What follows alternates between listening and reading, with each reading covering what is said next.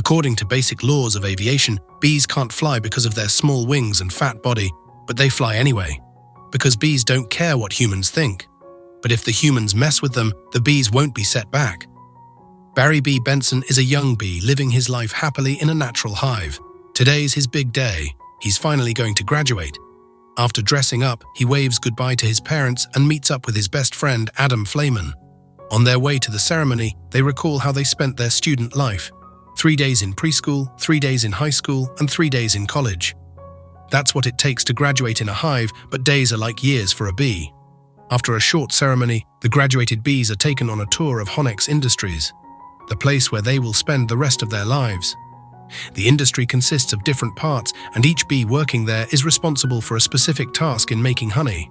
They also work on their defense against humans while they go out to collect nectar. All the fresh graduates need to pick up their preferred job post, and they are excited about that. Except for Barry. He's not ready to choose a single thing to do for his whole life. He tries to explain it to Adam, but no other bees are brave enough to think differently. Their conversation is interrupted by the entry of pollen jocks. They are the bee army responsible for collecting nectar. Barry gets really impressed by the pollen jocks as they get to visit the world outside. Seeing his interest, one of the pollen jocks promises to take Barry for a ride soon. Later that night, Barry keeps thinking of his career. He shares his curiosity with his father, but just like many parents, his father wants Barry to follow in his steps and become a honey stirrer. Barry tries to put his point, but it's useless trying to change the traditional pattern.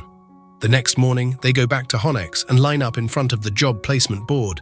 The positions are limited as all the graduated bees have only one place to work in. However, Adam got his desired post as a working bee has died recently. Barry can't digest this system. He doesn't want to die working as an average bee. He gets out of the line and sneaks away to see the pollen jocks. They are about to take their flight. They recognize Barry and invite him to join them. He must be careful and follow the ultimate bee law, no talking to humans. As they fly out of the hive, Barry sees the sky for the first time in his life.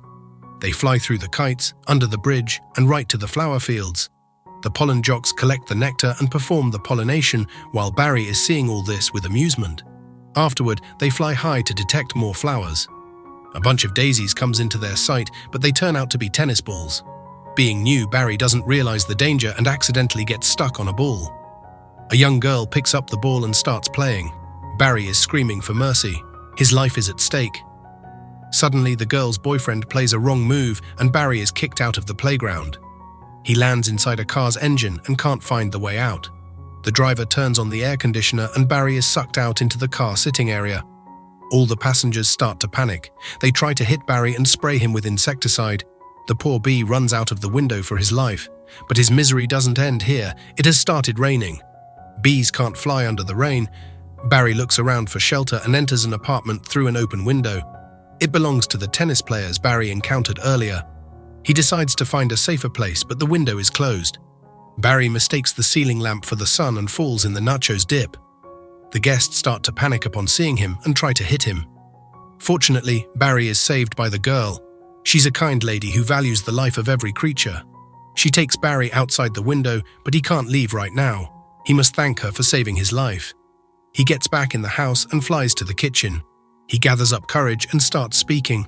The girl can't believe her ears. She's talking to a bee. Though it was a strange meeting, the girl is kind enough to offer a cup of tea. They sit down near the balcony and get to know each other. The girl's name is Vanessa Bloom. She's also struggling with her career life like Barry. She wants to become a florist, but his parents don't agree to that. Having common thoughts helps them get along well. The night is setting in and Barry has to go back to the hive, but he will not be able to get Vanessa out of his mind. After returning home, Barry tells Adam about the outside world and also about meeting a girl. Adam warns him not to chase a wasp. His parents won't agree to their relationship. But he totally loses his mind after knowing that Barry fell for a human. That's totally impossible. Barry has to think like a bee. His parents also want him to choose a career and start working like a normal bee. However, it's too late for doing anything. Barry is badly fallen in love with Vanessa. He's already dreaming of their romantic date. The next day, Barry risks his life again to meet Vanessa. She takes him to a flower shop where she wants to work. Afterward, they go to a grocery store. But Barry's worst nightmare is waiting there. The shelves are full of honey bottles. He can't believe their food is being sold here under different brand names. It takes their life to make it. Barry is losing his temper. He wants to get to the bottom of this. He sneaks into a honey company and fights a man to get further information. The man tells him about the honey field and that he can get there by following the company's truck. Barry gets on his way there. He tags along a cyclist's bag and jumps to the truck's window. There he meets many other insects. After escaping the wipers, he sits down to share his problems with a mosquito. Soon he reaches the farm and discovers a nerve-wracking reality. Bees are living in fake hives and their honey is being stolen by humans.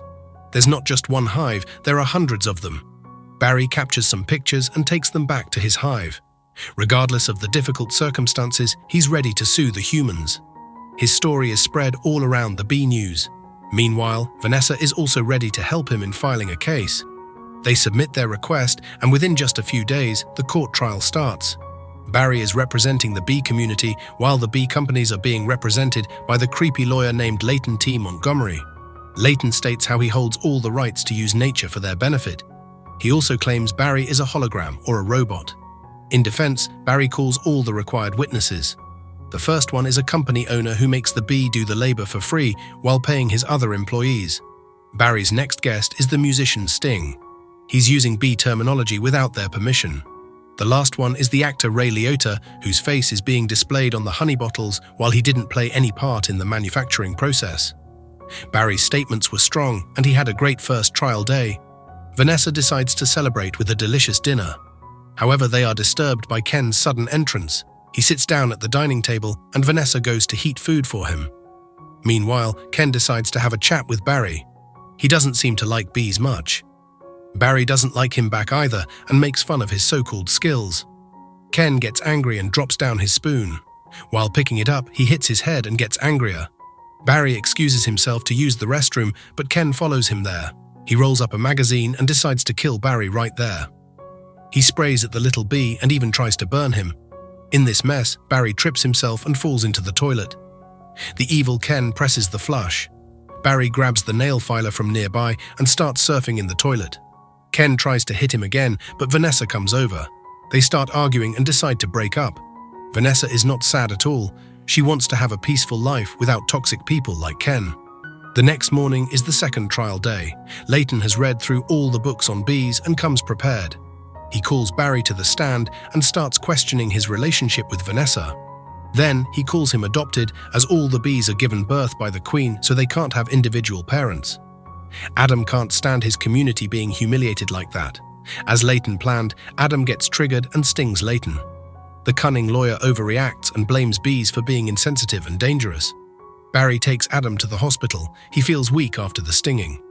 They were trying to figure out a new move when they noticed a few humans smoking outside the window. This reminds Barry of the smokers that are used on the bees. He goes out to bring evidence and requests Adam to buy some time in court. Leighton tries to use this as a chance to force the judge into stating the decision. Luckily, Barry makes it back in time and brings a smoker into the courtroom. Leighton calls it harmless, but accidentally activates the device. Its smoke makes all the bees suffer, and Leighton is caught red-handed. The media and the jury get on the bees' side and claim justice. The judge gives the decision in their favor, and Barry is happier than ever. Before leaving, Leighton warns the bees of the food chain interruption this decision can cause. Barry doesn't take him seriously and starts working on his mission. He shuts down all the honey farms and frees the bees. He also takes the packaged honey off the shelves. All the beauty products containing honey are banned too. Humans can't even use honey as a sweetener. All the honey is collected in a huge tank and supplied to the hives. The bees run out of storage tanks. They just got so much honey that they don't need to make any more. And for the first time in history, honey production is shut down. All the bees leave their work and go home to rest. The pollen jocks are called back too. Without pollination, the flowers start to vanish. Vanessa's floral business also shuts down due to a lack of flowers. Meanwhile, Barry is unaware of what he has done. But Adam has realized the mistake. The bees have nothing left to do. They have more honey than they need. He always dreamed of being a part of honey production, but it's shut down now. Barry goes out to talk to Vanessa. She takes him to the balcony where all of the plants are dying. These aren't all of it. All the fields and forests have withered down too. Not only the flowers, but the fruits also can't grow without pollination either. It's all Barry's fault and also Vanessa's. They didn't think through their decisions enough. Before the flowers finish off from the world, Vanessa wants to see the flower parade tournament being held abroad. As she rides away in a taxi, Barry is hit upon with a brilliant idea. He wants to correct his mistakes. The flower parade will have a lot of bloomed flowers, so it's a good source of pollen. Barry wants to steal a bunch of flowers and bring them back to his city. Then the bees will spread the pollen to restore the plantation. As they planned, Vanessa and Barry sneaked into the parade. They choose a suitable flower float and drive it away. Afterward, they get on a plane to reach back as soon as possible so the flowers can stay fresh. Unfortunately, due to unfavorable weather conditions, the plane has to slow down. Barry decides to talk to the pilots about it, but they start to panic on seeing a bee in their cabin. In this chaos, the emergency button gets pressed and releases the airbags. Both of the pilots fall unconscious and there's no one to control the plane. Vanessa connects to the control room and they ask if there's anyone with flying experience, and Barry presents himself. He believes that a plane is just like a giant metal bee. However, this flight is not going to be easy as they are heading toward a thunderstorm. The news is all over the human and bees news channels. Everyone is looking forward to the landing. The control room doesn't trust bees and believes that they don't even deserve to fly with their unproportional bodies. This statement makes Barry angry. He says that bees are a major part of society. Each bee may be doing a small job, but these small efforts make a huge difference. His touching speech has motivated all the bees and they are coming over to help. But they need to hurry as the plane's autopilot system has stopped working too. Don't worry, the pollen jocks are coming to the rescue. They spread under the plane and hold it up. Barry trusts his family and turns off the engine. He guides Vanessa so she can land the plane in place. The rest of the bees gathered at the airport to make a flower sign at the landing spot. All the media is covering this historical moment of a plane flying like an insect and landing safely. This is not the end. The flowers Barry brought are the last hope to fix the ecosystem. It's time for the bees to do the bees' job. Barry is also given a pollen jock uniform and he's up to his work of collecting pollen. Afterward, they head to the city and sprinkle pollen on every plant in sight. They fly around the fields and everything starts to bloom again, and the honey production too. A few days have passed since then. Barry has joined the business with Vanessa. Now they sell flowers and honey together. Besides that, Barry also works as a legal advisor for the animals in need, and of course, above all, that he's a pollen jock doing what a bee does. Subscribe for more videos like this, turn on the notification and leave a like and comment. Thank you.